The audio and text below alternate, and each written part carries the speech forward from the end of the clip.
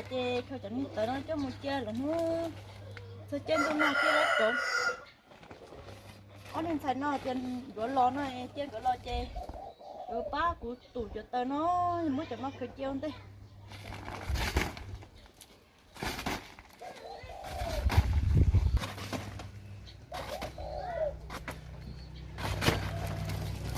chơi nó gỡ lò nó chơi gỡ ba của chơi tới chơi chỉ sát của nó à bắt đầu nó tao tao một này do tiền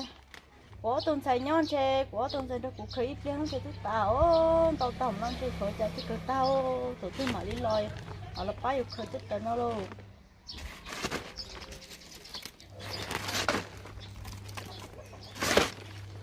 cái nhỏ nó chơi đó là chơi phải cần tới đấy tại sao chơi chơi chung mà lấy ra xe phải tự lo chơi có từ mà tay lo mà thi cho cả luôn thi tao cho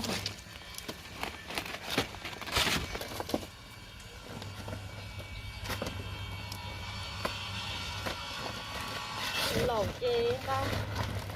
mình chỉ sữa ở trong chia tổ chức ở trên luôn là khi lấy chỗ rồi chúng nó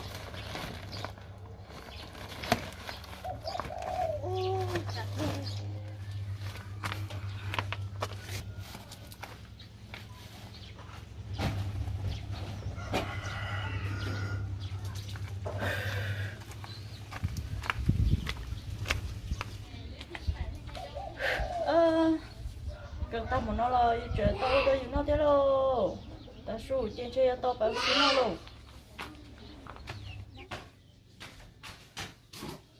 tao cho món nó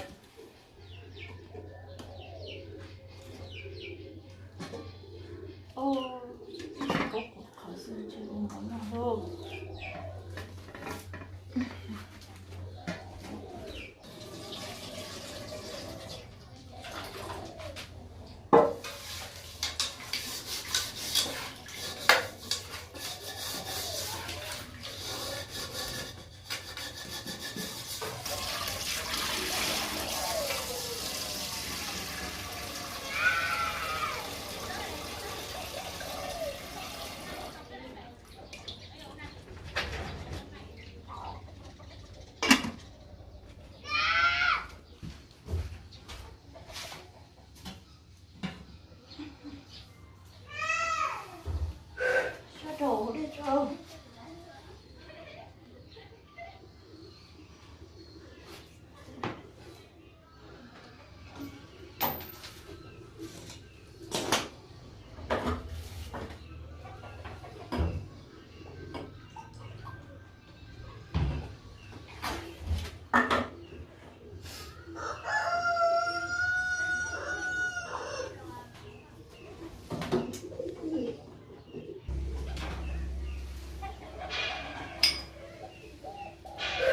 số thùng đồ này trong to cơ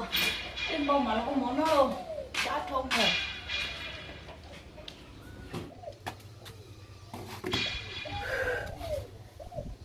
ơi mà cú mưa cú nọ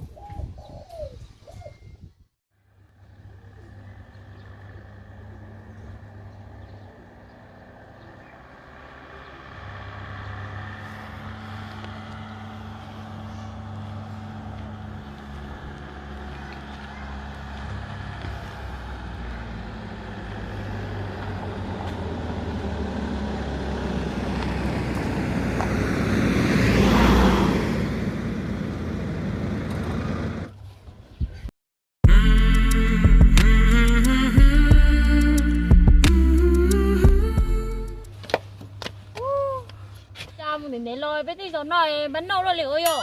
chị ơi đúng rồi trên này chút là kìa bé nó trẻ nhá, họ nói thôi rồi. À, cái này là có nhau trẻ nè. Rất là trẻ.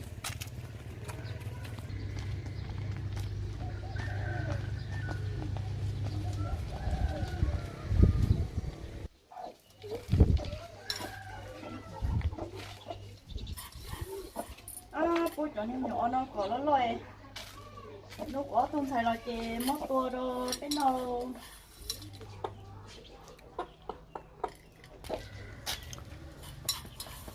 nó chỉ của không xài lòi chè cho nhỏ nó lòi chè mất tua đâu cái nó luôn cho tụi từng cái mà lòi cho chính cái lòi chè lò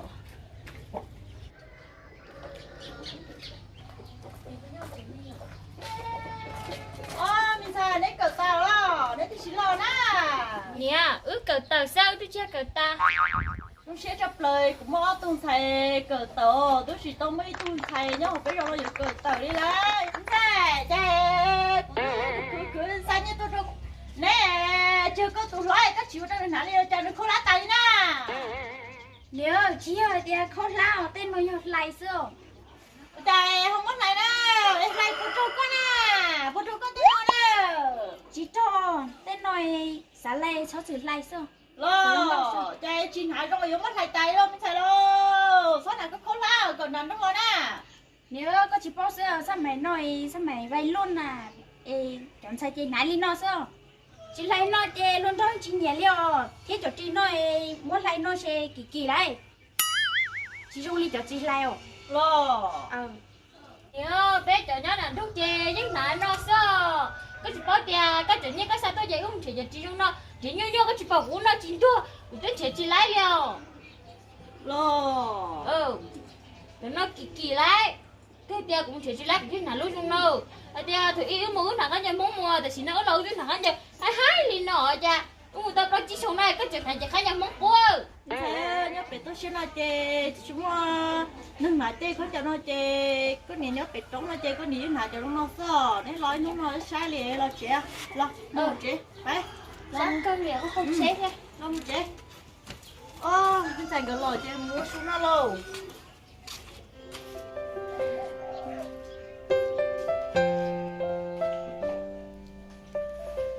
Tôi chỉ nó mà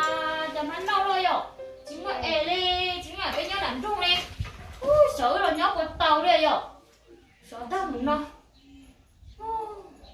Giờ chính mình nó kỹ chơi nè. Chê nó nói tôi muốn cứ một chỉ lấy của đêm tôi chịu.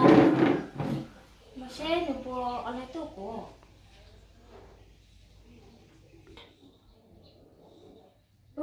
Nếu mà hôn tao xảy ra có gì sẽ chị có tụi bỏ hôn con nào mà qua lý qua sữa chị nó khác kia thì chở tay che nào rồi lên cả chị này ôi chả nó cả liêu ấy chị mà đi hôn chơi keo chẳng chỉ nên tiền chơi say chơi cái rong thì cái đồng xíu ôi lên mà chị cũng mà một bưng chơi rồi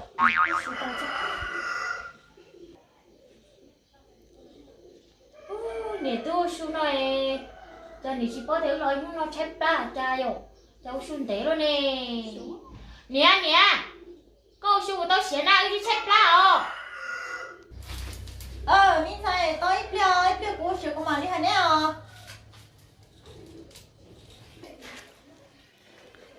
nè cháu ăn xuống té xuống tao chè cứ phải bơi xưa tao ăn bơi tao xưa cho rồi bơi đã lo bơi chỉ cháu tao ăn tao tôi đang bơi xưa chè rồi bơi đấy mình chỉ ở trong đâu rồi cái phải là tao chỉ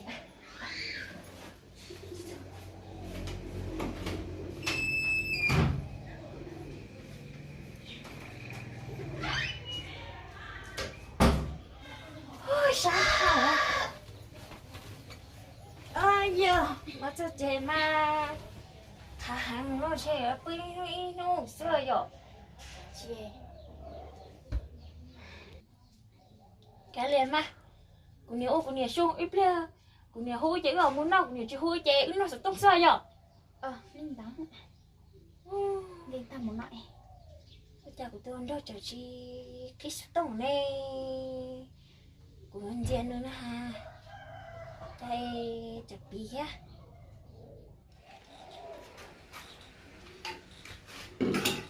tổ Ủa nên thấy là nó mở cho chơi nói nó chết là thế.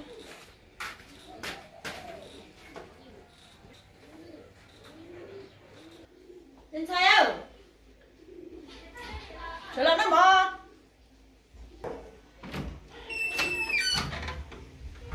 Nên thấy không? Chơi là của chơi xe là nó mở. Nó xuống, đó. Chơi là tại sao nó đang?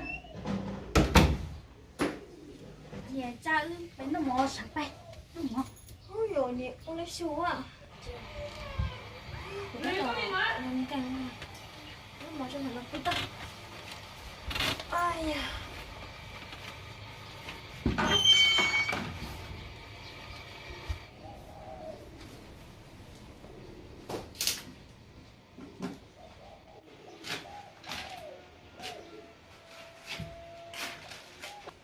Ô nè có chồng mới đúng nó sư. Dạ, chị nói nó xưa này, nó phải tao xế chè, chị nói nó xưa mà cho nó tiêu cho thôi nè, nhìn nhớ nó nè,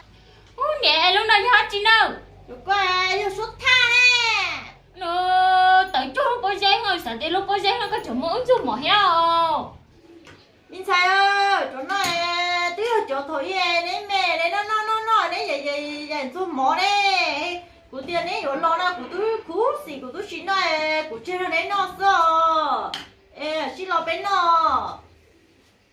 Cả liền mày vô, thì ý tứ dài chê là dài thế xuống chân mày vô. à, Rồi. Nói nhớ bây giờ không phải bên nó ngay xưa. Đây nó mà bên chỉ có cho liệu. Nè trai, nó sẽ thay giờ mua, bên nó cũng cho nữa nhá. nó xuất thay chứ nó cũng cho tí xíu như thế, nó muốn chơi đây chơi, hay kia muốn chơi đây chơi, nó kia không có cho những gì nó chơi, giải kia không xuất thay nó chơi thì nó muốn chụp lá mà, Lo nè nên nó đó lo. Chơi cũng mà xin nó. nó muốn chơi đây á,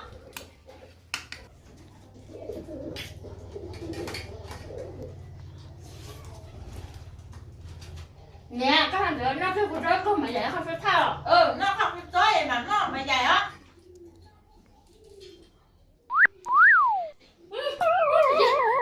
chị đó, chị chơi giải em, giải, Dạ chưa? giải không xuất thay đâu như thế, chị nào,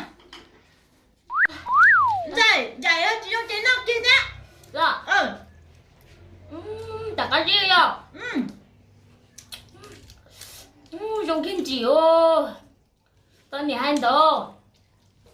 Có ca. Cá cười chứ. Nó mà đã thao sân mày cười theo. Có xí mà. Căn chỉ hồ. Xí nó giả coi rồi. bây giờ như thế, nó tay có chồng mê, nó chỉ tay có giải xuất thăng à.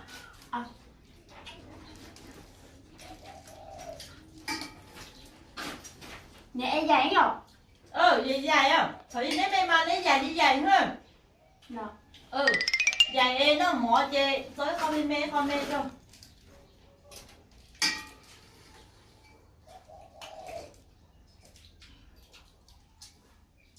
Như này, nó mỏ tay, chẳng lẽ một cần tay. Rồi bún sỏi ta kia nè bác của lưỡi tê trả như ta kia nó kia tê nè yon nó nè một cần đó là chúng nó từ bác của lưỡi quý lắm cũng sai chứ nó bún chứ ở trong tôi biết bún sỏi ta kia bác của lưỡi nào Không phải non sao? nó chứ mà Non nó chỉ cho họ cho à cái bự sắc của bún ta kia chuẩn gió đấy ông thì nhỏ này nó nói chuyện nhện nó chút thao chả chuyện nói kho thì giải mê luôn em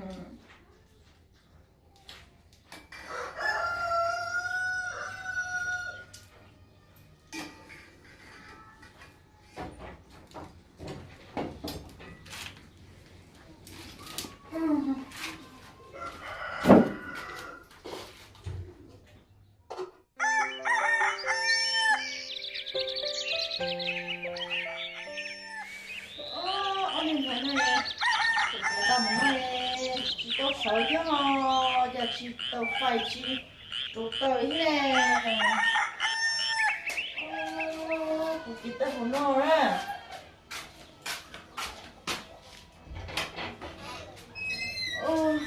tao món nó sao có nên thấy nó mà cũng cầm chai đi cứ ta lôi sao đi tô son nè ha cái bự li nó mà sợ to chỉ tối khó chỉ đi cho đi ha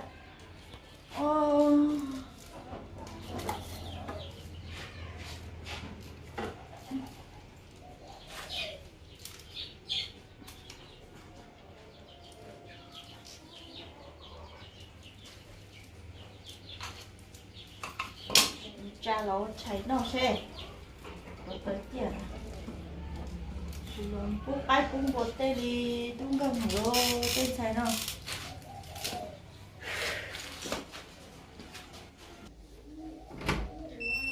đi theo sợ ly tầm nói đấy chỉ ta sợ lo cháy nói nè sợ lo ta xin nó nè ly nó nè cái quầy cô rồi đâu nó đóng xe sợ lo ba lúc nhiều ấy lo cháy nó đi sợ ta xin nó nè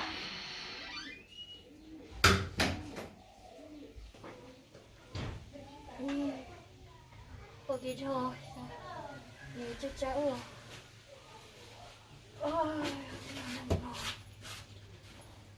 sao nhớ chắc rồi đâu chứ nó sát hào sao phải có chuyện tao với chứ nào đi theo á chính cảnh sát của hết luôn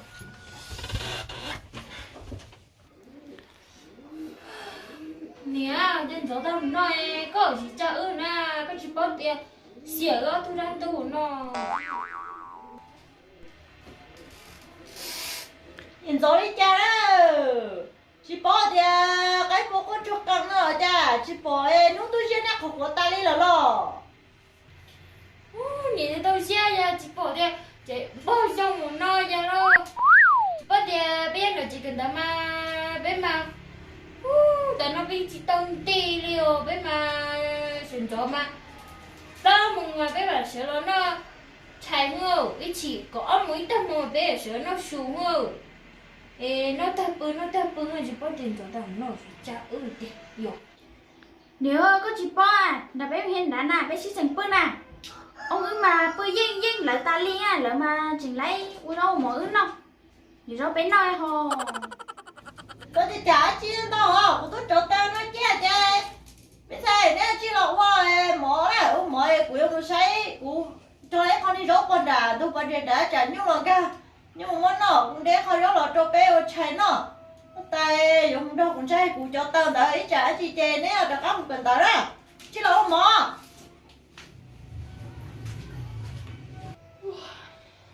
nhưng mà sao đây cháu nó chạy hay có lỗ mỏi đi cô chá chia đấy mày đang được tê đi rồi chính chúng mua hay rồi mua đó ok nó bây giờ đã bây giờ ôn nó hay rồi dối ra nè đứa nào muốn nói để báo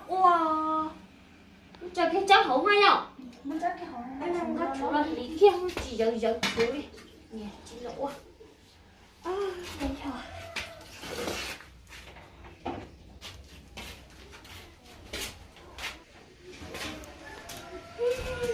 nhìn nó ghê rất nó xưa có gì kia trống hay không chị nói không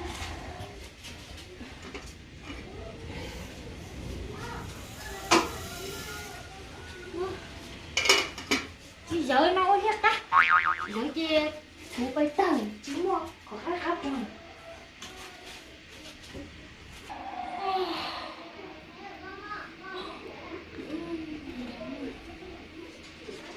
thằng nào nó sẽ đông có mà ôi giờ chị nó cao có muốn này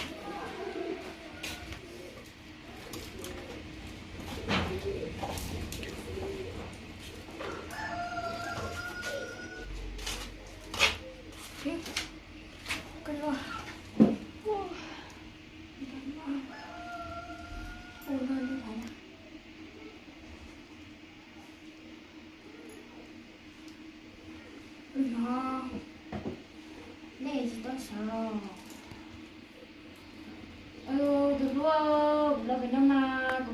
sự dọn gió xíu tới cái nói cái cô cái thơ chi ngay của nhà đứa cha cái của sao cái tiệt chẳng tôi tôi chỉ tao nu tôi chỉ tao chơi lệ của nhà tôi hô của sao lão chả à cái sao muốn chơi nó theo nó chơi cái thằng nó sao trên thể chơi nói của nhà chi cố lì cái của nó của nhà mua tè nó chỉ cho tháng thôi hả của teo cái nuôi giờ thì của chỉ mới chịu ở thì của mà tôi chỉ có nhưng mà đâu sẽ tụi tao đâu chọn món mà có chỉ tụi tao đi bên này là chỉ nó có một chỉ tao xí na cái trộn bộ nó chỉ có nhẹ nhau cái lồng non nè nếu bé tết tao xí nào mà ủa tên là con nói cứ số chơi gió nó trả bữa kia chỉ cái mỏ trò đó có phải nào cái thầu tê là có phải chừng bố mỏ gì nói chưa có chồng mà chồng cũng nhau bây giờ là cái chỉ để một này ô tèo xèo rồi nó chơi cái này là cái kia sao chơi ứng thế chỉ ở đây nó chả sao ôi giải đố cỏ theo không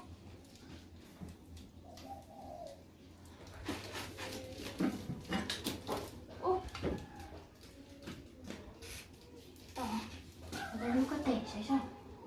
ôi giải đố về chỉ không có nè thì sẽ phải mua chút thay á cũng mua khé non cho một đứa trẻ này là này chứ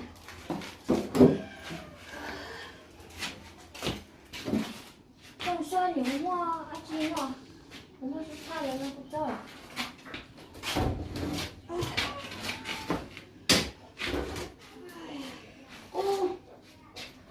chó nó có chó nó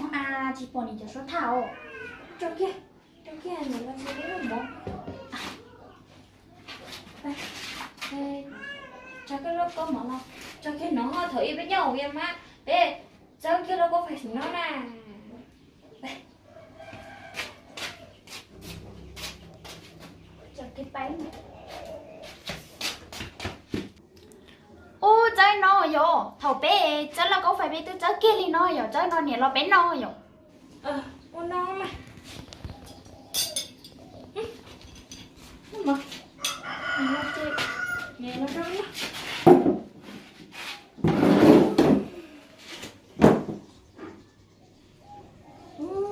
gì cả đi tiêu ôm mỗi lúc có này rồi gì cả cho lâu liều có mỗi chơi cho mỗi cô bé ôn là gì nó có phải sự khó khăn mà bao cái dùng là có phải nè cái trò tao cho hình một thì coi xem một nó cái gì tao chơi đây mà người đây có nó mà chơi đeo nó cũng gì tao đây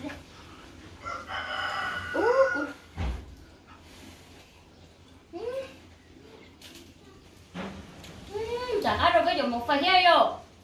chèn chèn cá chảo rồi có được chưa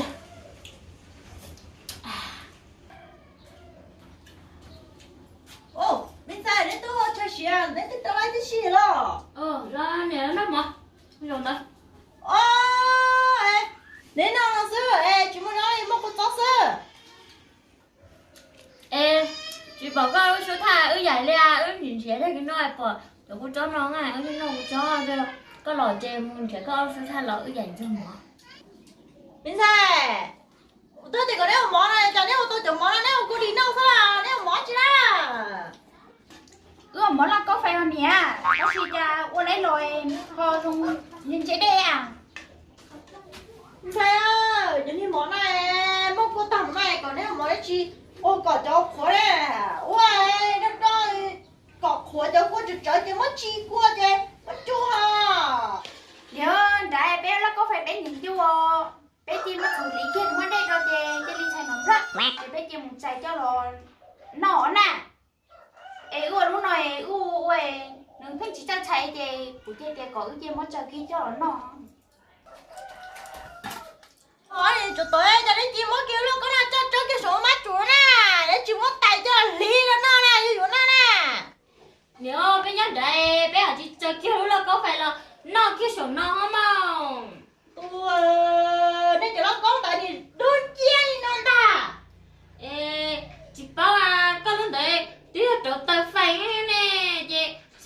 đấy lỡ hồi đẹp cần phải nó chỉ cháu kia là ít tàu nè Dễ do mình chạy ơi, nó trống tao nè, chưa phải nè. em lúc đó lỡ đẹp cần phải Thế mà đùa thông đâu, mà đâu biết nó sai. miệng à đứa trẻ có sai mỏ có chỉ sai này lắm đâu chứ cá hồi rồi nhìn chị luôn lỡ là nó chơi cho nhìn trên tay không nhỉ trên tay chơi tao vui à cái tao nó có toi mà có chỉ nó có toi mà có chỉ nó này coi nó có toi nhìn chữ của nó lên tay ở đây kìa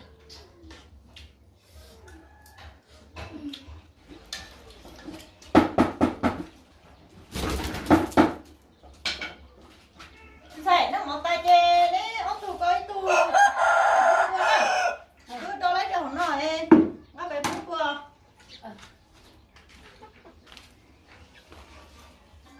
Có mua cũng bầu chỉ tao bút đuôi có mẹ bút lên nó mở cho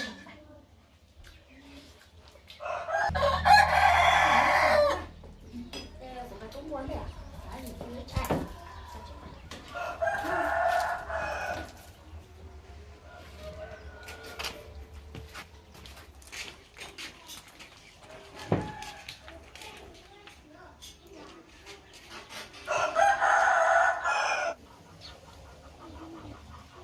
Nhìn tôi quên bên đó.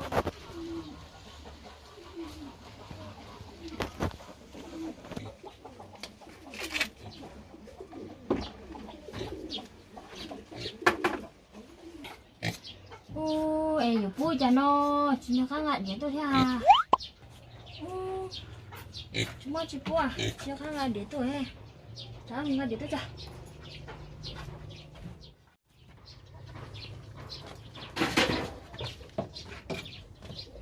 Chỉ nó lấy điểm mà cái này nọ đó. Sao điểm cũng nói cứ một cái nó mà. Chiếu, chiếu, chiếu.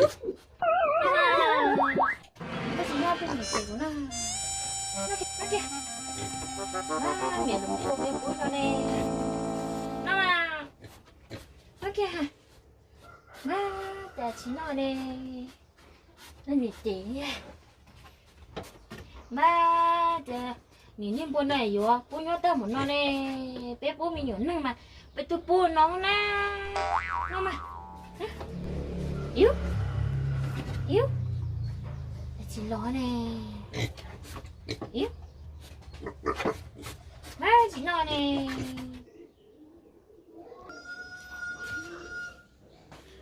Sao ông bài bút vừa rồi? ông tới một bún bùa tới bánh té nó Tôi nói cho bài bút vừa, ông bút để tao nó nè. Lô bút lô lý kia cho xe, ông bút vừa để tao nó xuống sâu sao.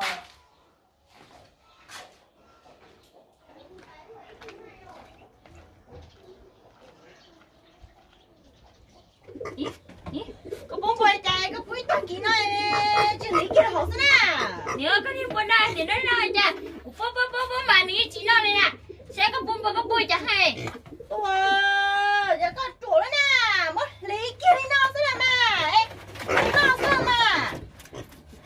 sao mà, ê, đất địa này, nhớ bún nó nữa nè, bún mình nhổ mẹ mà, tôi bún nó mà, bún bò chị, lý kia nó sao mà, ê, nó tao mà, nữa mà, ê, cái đó còn nó còn trâu rồi, ê, cái bún đi bún nhổ này, bún kia nó xuống này, nhớ chắn nó này, giờ có chị kia nó không muốn gì đâu bún nó có tiền bún kìa chỉ nó lấy điểm bún không mà cái đó còn nó tao rồi, nó mà nó nữa nè, muốn chết, bún trong tạc kỳ nói đâu tôi. chỉ khéo luôn tên gì không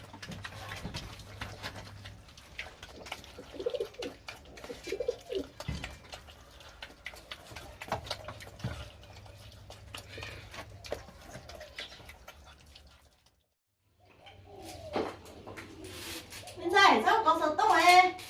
nếu muốn chơi tàu ôn tay ủa chết trẻ thế cũng khởi tên nó đâu cũng mà tôi bên chơi tàu trời ơi muốn nấy được cho các mình cần tàu đấy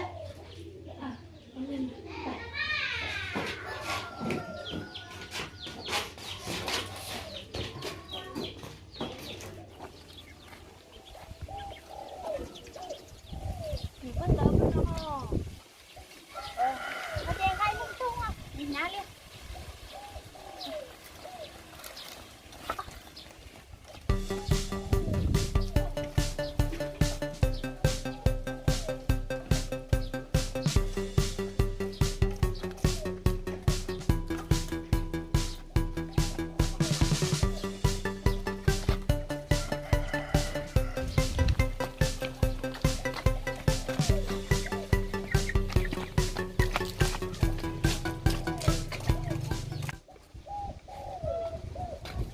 sáng đi dậy nó bắt tập sẽ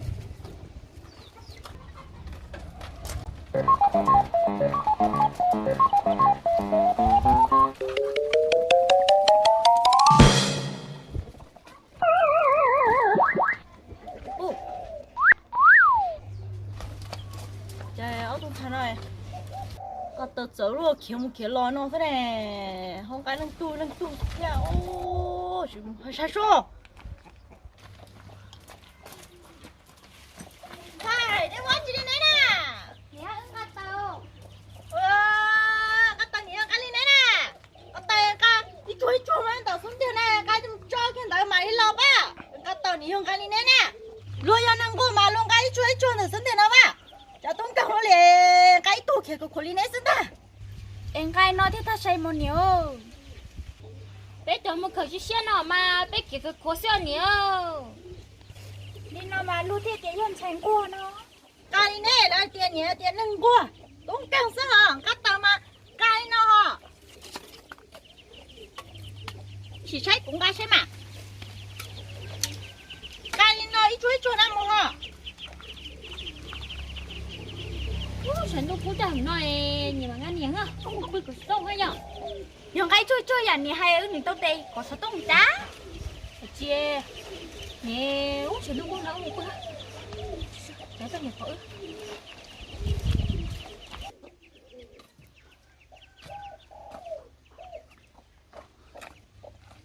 어린 사나에 드시면 어떻게 해네 tên sai nó trên che chỉ là yu lọ ôi tôi dùng nó hòn che yu ô tô nó có lọ rồi tên sai nó à liền mà nhưng mà cái yu mà đã tiền che to rồi thế là ba yu che nhưng mà liên cái yu